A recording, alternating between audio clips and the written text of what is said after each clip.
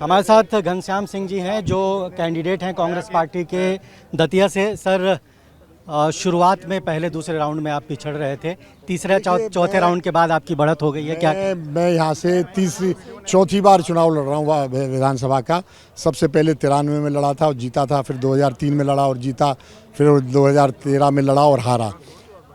मेरे समय में फिर 2013 से मैं राजनीति सेवड़ा की कर रहा था, यहाँ टच में नहीं था। मेरे समय का मैं बता सकता हूँ कि हमेशा ये इतिहास रहा है कि हम लोग पहला राउंड हारते थे। कांग्रेस कमज़ोर है पहले राउंड में। बड़ौनकला, गोरा, कोटरा, पचोखरा, धौर्रा, ये सब कांग्रेस के हमेशा कमज़ोर रहे, हमेशा हम हारते रहे, बाद में जीतते थे। तो इसलिए कोई मेरे लिए नई बात नहीं है, आपको नया लग रहा हो। आपको क्या उम्मीद है, क्या 15 राउंड तक आपकी बढ़त ऐसी बनी रहेगी या टक्कर आपको बीजेपी से मिल रही है? ठीक ठाक। अब तो बढ़त बढ़नी है और तेज़ी से बढ़नी है, और मैं 12 से 15 हज़ार के बीच में जीतूंगा। नरोत्तम मिश्रा को कैंडिडेट नहीं बनाया जाना क्या कांग्रेस पार्टी के लिए ये एक टर्निंग पॉइंट रहा इस चुनाव में? आपको उस तरह का टक्कर नहीं मिला, उस तरह का टसल नहीं हुआ चुनाव? ये बात बिल्कुल सही है। अचानक आ गया नया उम्मीदवार, वो भी बाहरी, कोई यहाँ काम कर रहा होता, परिचित होता तो शायद अच्छी टक्कर होती, लेकिन नरोत्तम जी के हटने से निश्चित रूप से लाभ मिला। आशुतोष जी नए थे। नरोत्तम मिश्रा होते तो स्थिति कुछ और होती, चुनाव कांग्रेस के लिए मुश्किल होता। कांग्रेस जीत जाती, चुनौतीपूर्ण तो होता, लेकिन कांग्रेस जीतती, फिर दूसरे तरह के लोग मेरे साथ आ जाते। आपकी पार्टी में भीतरघात को लेकर बहुत सारी बातें हुई और कल आपने अपने पूर्व विधायक को निष्कासित भी किया, आपके पीसीसी ने किया।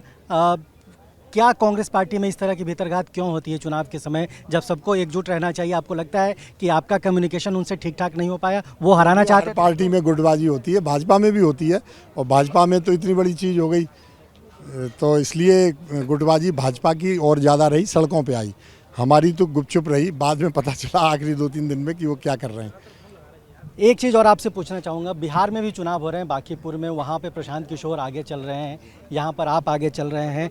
गुजरात की एक सीट पर बीजेपी चल रही है, 3 में से 2 सीट बीजेपी के खिलाफ जनता का मैंडेट जाता हुआ दिख रहा है। क्या आपको लगता है कि जेन ज़ी का आंदोलन हुआ, नीट की परीक्षा पेपर लीक हुए, यूसीसी के तमाम चीज़ें हुई, उसके खिलाफ में देश का एक आमजन अब भाजपा के खिलाफ जा रहा है, ऐसी सोच आप लोगों की बन रही है? बिल्कुल बिल्कुल सही है।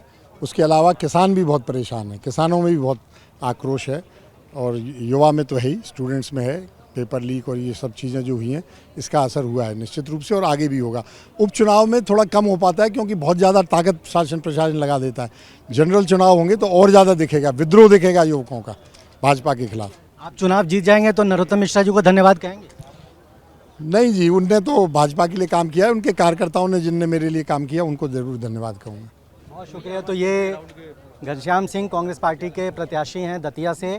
पहले दूसरे राउंड में पिछड़ने के बाद तीसरे और चौथे राउंड में इन्होंने मजबूत वापसी की है और उम्मीद जता रहे हैं कि इसी तरह अगले 15 राउंड तक ये निर्णायक वोटों से आगे रहेंगे और जीत इनकी होगी। ये दावा इन्होंने TV9 भारतवर्ष के साथ बातचीत करते हुए की।